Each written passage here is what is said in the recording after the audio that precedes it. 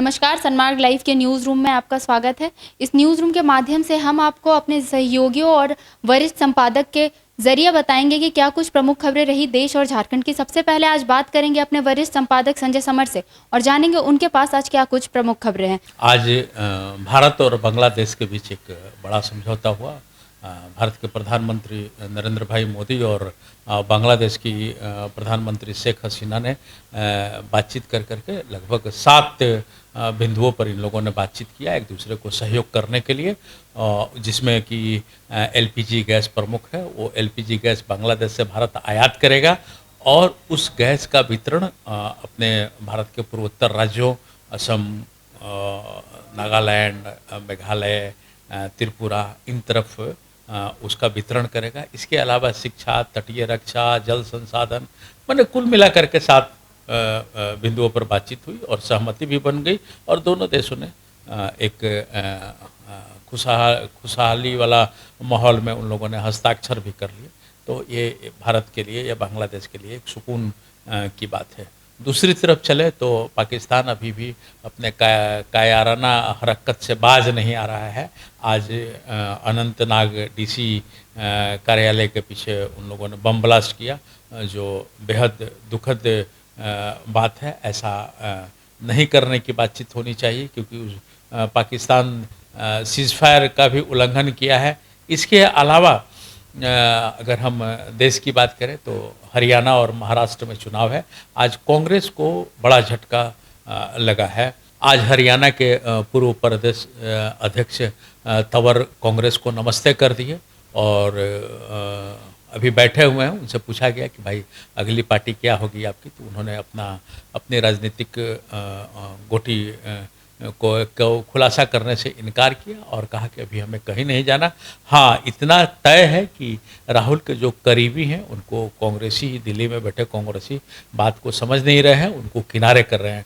कुछ इसी तरह का बयान कांग्रेस के वरिष्ठ नेता जो महाराष्ट्र से हैं संजय निरुपम ने भी दिया है। संजय निरुपम ने ये बात कहा है कि दिल्ली बैठे नेता महाराष्ट्र की राजनीति को नहीं समझ रहे हैं और राहुल के जो करीबी रहे हैं या कांग्रेस के जो समर्थन में रहे हैं, कांग्रेस को जो एक नई ऊर्जा देने वाले रहे हैं, ऑक्सीजन देने वाले रहे हैं, धीरे धीरे दिल्ली बैठे कुछ नेता उन्हें काट रहे हैं।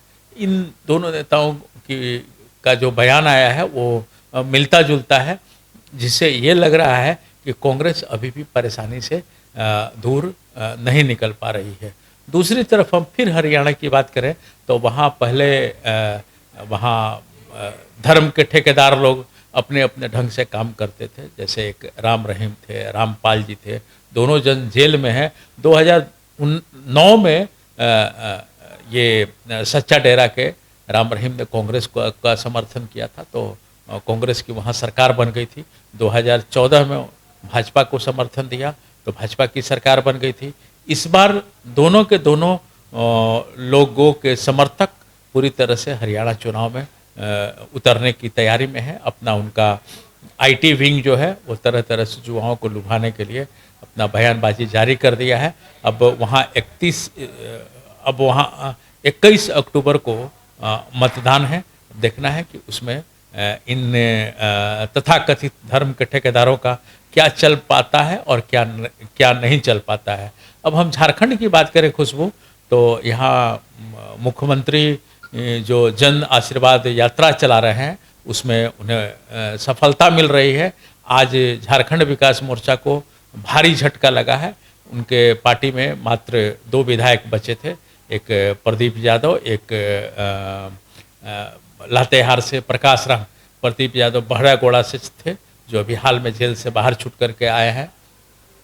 आज प्रकाश राम ने भारतीय जनता पार्टी का नेतृत्व स्वीकार कर लिया है और भारतीय जनता पार्टी में शामिल हो गए हैं। तो झारखंड विकास मोर्चा को भारी झटका लगा है और अगर भारतीय जनता पार्टी का माने तो अब झारखंड विकास मोर्चा में कोई नेता रहा नहीं जिसके नाम पर उधर लोग आकर्षित हुए। अब तीसरी बात अगर हम करें अपराध की बात का ले तो एक अनिल सिंह अपराधी हुआ करता था, जिसे जो जेल में बंद था डकैती के कांड में, वो आज जेल से भागने के क्रम में छत से चार दीवारी से गिर गया और गिर करके उसकी मौत हो गई, जैसा कि जेल प्रबंधन ने बताया है। खुशबू।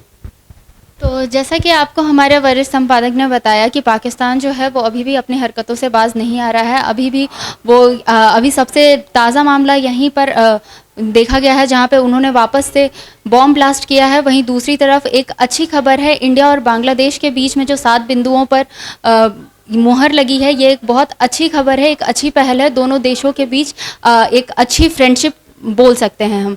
इसके साथ ही हरियाणा से लेकर के झारखंड तक की क्या कुछ अपडेट है, ये भी आपको हमारे वरिष्ठ संपादक ने बताया। बढ़ते हैं आगे और बात करते हैं अपने सहयोगियों से और जानते हैं उनके पास आज क्या कुछ प्रमुख खबरें रही। सबसे पहले बात करेंगे मनीष झा से और जानेंगे उनके पास क्या कुछ प्रमुख खबरें हैं। जी मनीष। देखिए खुशबू, दुर्गा पूजा का टाइम है, शुरू हो चुका है। राजधानी रांची में आज सप्तमी है और देखने को बहुत चहल पहल है। और अगर बात की जाए तो पंडालों की बात किया है तो बहुत विभिन्न स्थानों पर विभिन्न प्रकार का पंडाल बनाया गया है। और बात करें इको फ्रेंडली इस बार पंडाल का बहुत उपयोग किया गया है।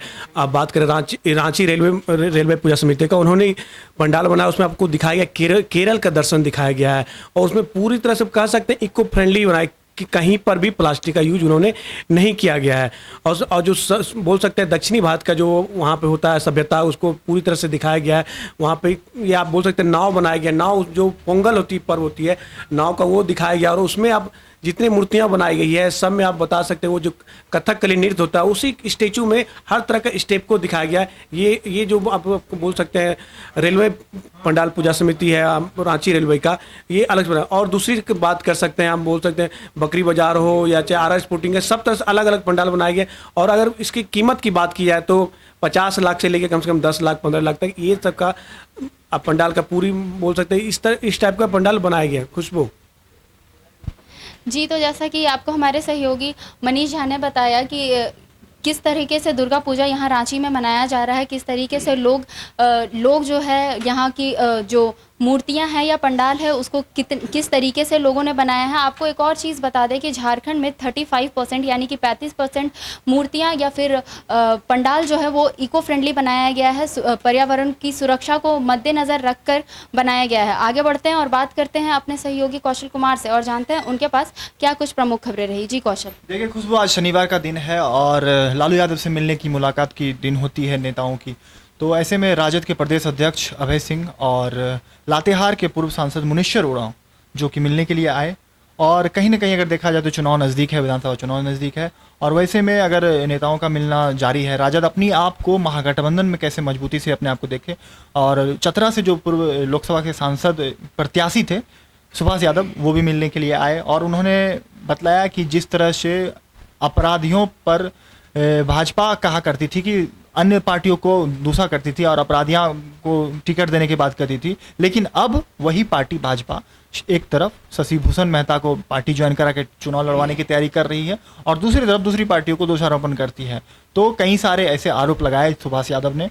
और अगर देखा जाए तो राजद के जो कांग्रेस के पूर्व जिलाध्यक्ष थे मुनीश्वर उरांव, उन्होंने राजद ज्वाइन कर लिया है और होना भी चाहिए, चुनाव नज़दीक है। और वैसे में नेताओं का पार्टियों में दल बदल अपने आप को कहाँ कौन से टिकट से कौन लड़ेंगे इसकी सब अपने आप में कोशिश कर रहे हैं। और कहीं ना कहीं राजद अपने आप को किस तरह से मजबूती पेश करे, महागठबंधन में अपने ज़्यादा से ज़्यादा कैसे सीट को बढ़ाया जाए, इस पर आप कह सकते हैं चुनाव पर चर्चा की गई लालू यादव से। और दूसरी तरफ दुर्गा पूजा है, दुर्गा पूजा की शुभकामनाएं भी उन्हें देने के लिए इन लोगों का मिलना हुआ। और कहीं अगर देखा जाए तो मेरे ख्याल से कि जिस तरह से पहले भीड़ हुआ करती थी, जिस तरह से लालू यादव से मुलाकात के लिए लंबी लिस्ट रहती थी, लेकिन अब अगर देखा जाए तो चुनाव नज़दीक है और वैसे में लालू यादव से जितनी मिलने की उत्सुकता रहती थी, बेचैनी रहती थी नेताओं को, वह अब धीरे धीरे पहले से कम हो गई है। तो कहीं ना कहीं यह भी कह सकते हैं आपकी राजद को जो झारखंड में है कहीं ना कहीं जो था वो घट रहा है।